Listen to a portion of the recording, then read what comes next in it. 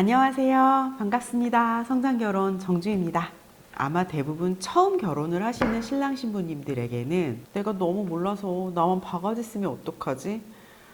내가 이 어리숙하고 잘 모르는 거 들켜가지고 호갱되면 어떡하지? 이런 걱정 있지 않으신가요? 그런 두려움 때문에 더 저렴하게 인적 서비스가 굉장히 많이 들어가 있는 부분이지만 가격만 가지고, 왜냐면 다른 건 내가 알아볼 수 있는 안목이 없다고 생각하니까. 그래서 단순 견적 비교를 정말 많이 하시는 걸로 알고 있어요. 너무 이해합니다. 저도 지금 살고 있는 집으로 이사 올 때 인테리어 업자분들 만났을 때 가장 큰 걱정이 내가 잘 고를 수 있을까? 잘 선택할 수 있을까? 이런 거였어요. 왜냐면 인테리어는 저도 잘 모르는 분야잖아요. 이렇게 집이나 사무실 인테리어 같은 부분도 어려운데, 평생 딱 하는 결혼 준비 정말 어떻게 선택하고 고려해야 할지, 어떻게 하면 바가지를 쓰지 않을지, 나만 호갱이 되지 않을지 진짜 고민 많으실 것 같은데, 20년 동안 많은 신랑 신부님들의 결혼을 준비해 드렸던 웨딩 플래너 입장으로서, 또 몇 달 후면 10주년이 되는데요. 실제로 결혼도 했고 가족, 친지, 아주 가까운 절친들의 결혼식을 반주관적인 입장에서도 많이 치러봤던 제가 바가지 쓰지 않고 결혼 준비할 수 있는 방법에 대해서 알려드리도록 할게요. 영상 뒤로 갈수록 더 꿀팁 많이 드릴 거니까 꼭 끝까지 시청해 주시고, 만약에 공감되시고 도움이 되신다면 댓글도 좀 혼자 얘기하는 것 같은 게 너무 외롭고 쓸쓸해요, 여러분. 공감이 되신다면 댓글도 좀 남겨주시고 질문도 좀 많이 해주시면 제가 그 힘을 얻어서 여러분들께 더 적극적으로 더 좋은 정보와 지식들 많이 알려드리도록 할게요.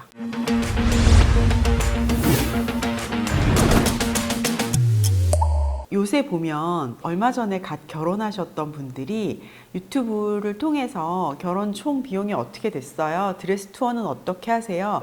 웨딩홀은 어떻게 알아보세요? 결혼 준비할 때 얼마가 들어요? 이런 얘기들 굉장히 많이 올리시고 꿀팁이라고 얘기도 많이 하시더라고요. 그런데 그분들은 너무나 당연하게도 결혼식을 단 한 번밖에 해보지 않았을 거예요. 그쵸? 그런 컨텐츠들을 보다 보면 여러분 웨딩홀은 이렇게 해야 돼요. 여러분 드레스 투어는 이렇게 해야 돼요. 여러분 드레스샵에서는 이런 걸 준비해줘요. 이런 얘기들을 진짜 많이 하더라고요. 맞는 것도 맞지 않는 것도 있었어요. 그래서 객관적인 정보를 알고 있는 사람이 뭐 제 영상이 워낙 제 채널이 작고 댓글도 잘 안 달리고 그런 채널이지만 작은 채널에서라도 남겨놔야겠다. 좀 정확한 얘기들을 그렇게 생각을 해서 오늘 제가 그런 것들에 대해서 진짜 좋은 정보를 가리는 방법까지도 알려드려 보려고 합니다. 이거 너무 중요한 게 결혼 준비해야 되는데 너무 모르겠어서 유튜브를 막 쳐보고 유튜브에 보니까 이렇게 하는 게 맞다네? 이 말이 맞다네? 아까 얘기한 거랑 다르네? 이런 얘기들 때문에 너무 헷갈리고 혼란스럽잖아요. 이게 정말 어떤 데서도 마찬가지인데, 이게 어디까지 가냐면 실제로 드레스 투어를 갔을 때, 실제로 웨딩홀 상담을 갔을 때에도 현실에서 만나는 나의 사례와 유튜브에서 얘기해줬던 사례가 다를 수 있고, 그렇기 때문에 우리가 중심을 잡고 좋은 정보와 좋은 답을 찾는 안목을 가지고, 그럴 수 있는 기준을 가지고 결혼 준비를 시작하는 게 너무 중요하답니다. 저희 이제 부모님이 조금 편찮으셔서 병원에 다닐 일이 많이 있었는데요. 똑같이 종합병원이라고 하는 데에서도 이렇게 됐을 때 후유증은 어떻게 있을 수가 있나요? 라고 여쭤보면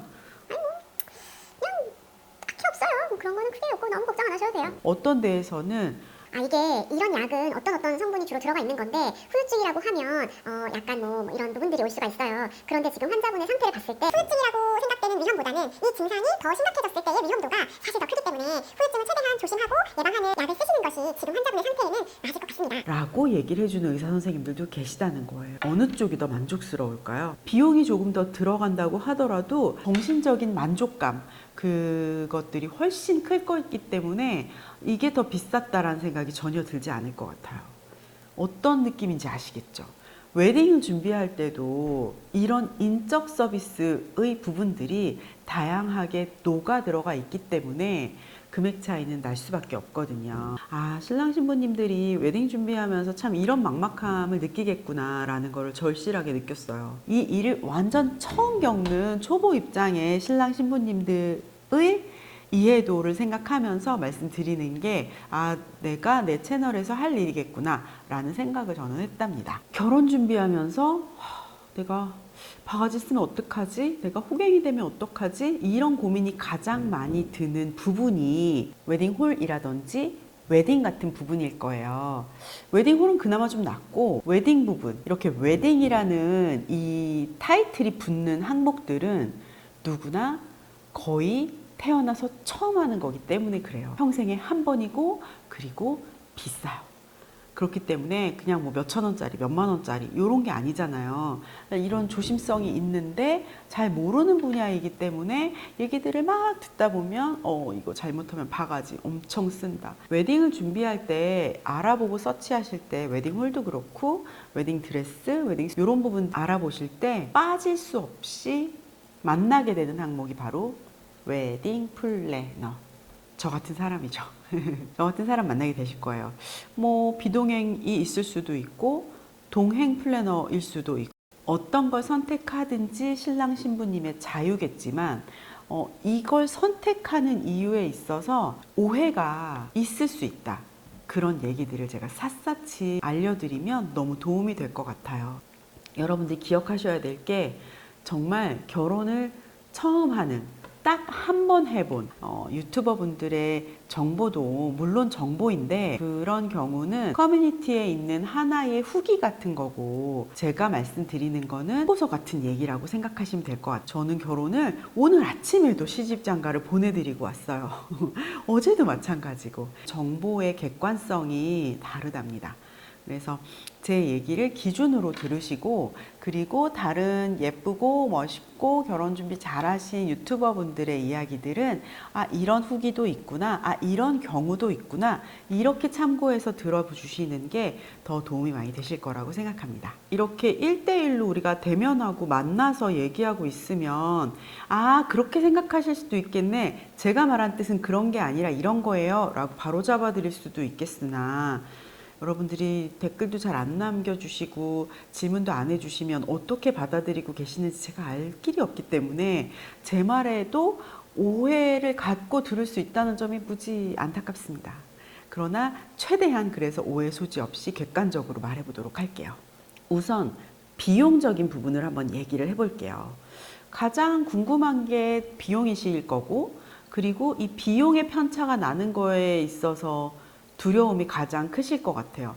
내 친구는 500만 원을 들여서 했는데 아 근데 나 할 때 하고 싶은 거 많이 있었는데 조금 참고 어떤 거는 조금 저렴한 걸로 약간 합리적으로 골랐어 뭐 이런 식으로 얘기를 했는데 어떤 친구는 갑자기 아 나 280에 했는데 다 마음에 들어 너무 좋았어. 완전 멘붕.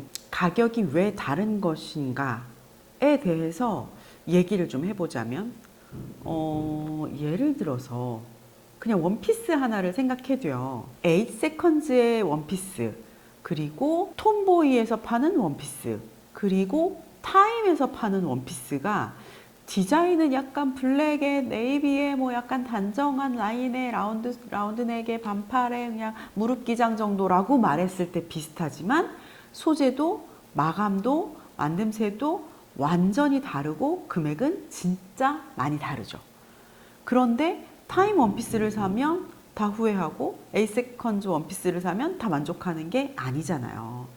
웨딩도 그런 똑같은 어떤 디자이너의 상품, 패션 상품으로 바라보시면 웨딩드레스의 가격이 왜 이렇게 다른지에 대한 이해가 되실 거예요. 스드메 견적을 가장 편차를 키우는 부분이 웨딩드레스인데 이 웨딩드레스가 신진 디자이너의 샵과 진짜 일가를 이룬 샵과 지금 한창 상승세를 띠고 있는 샵과 책정된 금액이 다 다를 수 있다라는 거죠. 이해되시죠?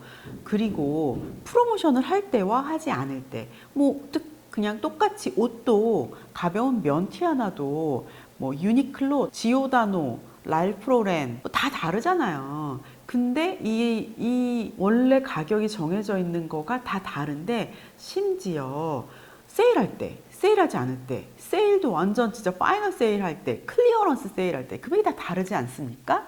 이런 거에 대한 것이 부당한가요? 타임 원피스를 타임의 이 규격이나 룰에 맞춰서 만들었고, 그거에 맞춰서 입는 사람의 어떤 심리적인 만족도까지 생각하면서 마케팅하고 그런 분위기까지 가져가서 입을 수 있게 완성도 탄탄하게 마감까지 엄청 신경 써서 만들고, 매장이나 판매하는 사람들 교육까지 막 다 시키고 그거에 합당한 금액을 책정해서 받는 것이 부당한가요? 그건 아니란 말이에요. 그러니까 우리가 웨딩드레스를 바라볼 때, 아, 결혼하고 결혼식 때 한 2시간 입는 거 그냥 똑같지 않아?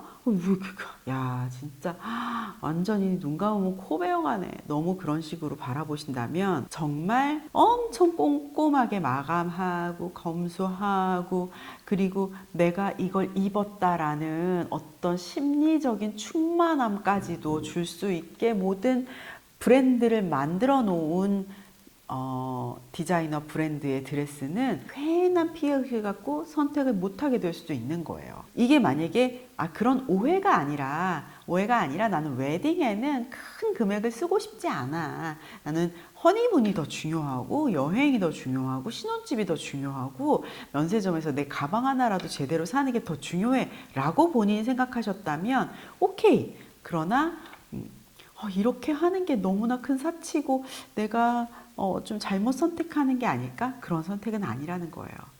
선택지가 너무 다양하다. 정말 합리적인 금액에 이 정도에 요렇게 한다고 하면 진짜 가성비 완전 좋다. 나의 그런 아름다움도 잘 만들어내게 잘 골랐어. 오케이. 할 수도 있지만 내가 조금 가격대가 있는 드레스샵을 선택했을 때 어떤 제대로 된 디자이너 브랜드의 완성도 높은 의상을 내가 결혼식 때 입겠다라고 생각하셨다고 하면 뭐 촬영 드레스 고를 때도 너무 만족스럽고 소품 하나하나 온 것들도 다 너무 예쁘고 상태 너무 좋고 본식 드레스 고를 때 진짜 더 너무 예뻐서 더 고민될 만큼 아찔하고 결혼 준비하는 동안 내내의 나의 어떤 평생 기억나. 그때 정말 내가 제일 예쁠 때였지. 그때 웨딩 드레스샵 생각하면 기분이 좋아진다. 약간 요런 거를 가져갈 수도 있다라는 거죠.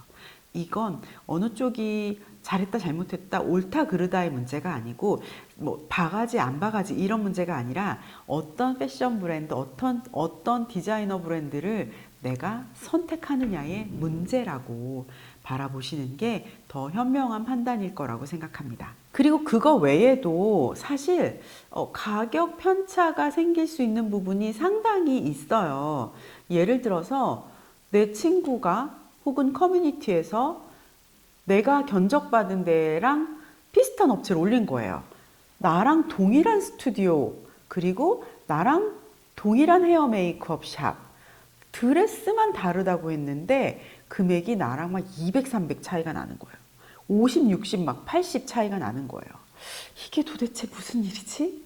이럴 수 있는데 요렇게 우리가 보통 얘기할 때 릴리움 스튜디오, 황정아 웨딩, 정남 메이크업샵 나도 그렇게 견적 받았는데 내가 선택한 곳들이네. 근데 금액 차이가 엄청 난 거예요. 막 80만 원 이상 금액 차이가 나는 거예요. 그럼 막 진짜 내가 또 나만 호갱이었어 이 멍충이 막 이런 생각 하시는데 아니에요. 아직 그런 판단은 일러요. 요 안에 숨겨져 있는 것들을 세세하게 들여다봐야 돼요. 릴리움 스튜디오에는 3시간 반 정도 촬영하는 세미 촬영, 하프데이라고 해서 6시간 정도 촬영하는 하프데이 촬영, 그리고 올데이 촬영, 정말 다양한 상품이 있단 말이에요. 뭐 릴리움뿐만 아니라 다른 스튜디오들도 야간씬을 추가하면 얼마, 한복씬을 추가하면 얼마, 한복씬 중에서도 한복씬 배경만 추가하는 건 얼마, 한복까지 같이 추가하면 얼마, 이렇게 옵션이 정해져 있어요. 그리고 또 헤어 메이크업 샵에서는 실장님, 원장님, 부원장님 직급에 따라 다른 금액이 있고, 직급 중에서도 나는 그냥 부원장님이 아니라 딱 누구누구 부원장님 이렇게 그 메이크업 아티스트를 아예 지정을 하겠어. 헤어 선생님을 헤어 아티스트를 아예 지정을 하겠어 라고 할 경우 우리가 생각해 보세요. 내가 헤어 메이크업샵 사장님이야. 근데 만약에 이렇게 지정한 사람들이 많았어요. 그러면은 일정을 스케줄 안배를 하기가 너무 복잡하고 어려울 거잖아요. 너무 그렇게 하지 마셔라 라는 의미도 있고, 그럴 경우에 일을 했다가 다시 해야 되고 스케줄 짰다가 지정이 들어오면 다시 이걸 풀러서 다시 선생님한테 배정해야 되는 일이 있고 좀 복잡해질 수 있기 때문에 지정비라는 거가 있단 말이에요. 그래서 이런 것들이 다 포함이 되어 있는 신부도 있을 수 있고, 이런 건 포함이 되지 않을 수도 있어요. 프로모션이 걸린 컨설팅과 했을 때의 견적일 수도 있고, 프로모션은 걸리지 않을 때의 견적일 수도 있는 거예요. 스튜디오 자체의 차이, 스튜디오의 품목의 차이, 스튜디오의 옵션의 차이가 있을 수 있고, 드레스샵 같은 경우도 드레스샵 자체의 금액 차이가 있을 수 있고, 그 안에서 블랙 라벨, 골드 라벨, 프리미엄 라인 이렇게 라인이나 라벨의 차이가 있을 수도 있고, 헤어 메이크업 샵의 직급에 대한 차이가 있을 수 있고, 그리고 지정을 하거나 지정하지 않을 때 차이가 있을 수 있고, 어떤 사람은 견적을 낼 때 얼리차지, 위약금, 추가 별도 비용까지 싹 다 더해서 견적을 내고, 어떤 플래너는 별도 비용이라든지 추가 옵션 같은 게 싹 빼고 견적을 내는 부분도 있을 수 있고, 프로모션이 있을 수 있고 없을 수 있고, 보통 이렇게 관리를 하면 적어도 수수료는 10,000원은 붙여야지, 10,000원을 붙이는 플래너가 있을 수 있고, 아 나는 그거보다 저렴한 걸로 승부를 내서 계약을 좀 많이 해서 수익을 내야지라고 생각하는 플래너들은 금액 자체를 낮게 할 수도 있고, 나는 내가 받아야 할 수수료 건드리지 않고 대신에 더 정성껏 더 좋은 업체들만 소개하면서 꼼꼼하게 준비해드리겠습니다. 경력에 따라서도 마인드에 따라서도 이런 것들에 따라서 금액대는 달라질 거라고 생각해 보시면 되겠습니다. 프로모션이 있고 없고에 따라서 20-30만 원 정도 차이가 날 수 있는데, 그것 때문에 내가 굉장히 나랑 결이 잘 맞는다고 생각했던 플래너하고의 계약을 포기하고 프로모션을 하고 있는 컨설팅을 선택해야 되느냐? 그건 또 안 맞을 수 있어요. 왜냐면 아직 드레스 투어 하기 전인데 견적에 들어간 드레스샵이 프로모션이었기 때문에 초기 견적은 그랬지만 다른 드레스샵을 선택하게 되면 견적은 또 달라진단 말이에요. 그래서 우리가 어떤 그 견적을 낼 때, 견적을 받을 때에 20-30만 원, 많게는 30-40만 원까지 가격 차이가 나는 거에 있어서 어느 정도는 약간 세세한 디테일한 부분 때문에 좀 달라질 수 있다. 그리고 컨설팅 업체마다 프로모션이 걸려 있는 상황이 조금씩 다를 수 있다. 이런 것들도 약간 감안을 해야 된다는 말씀인 거예요. 일단 저희는 중간에서 결제 대행을 하는 입장이잖아요.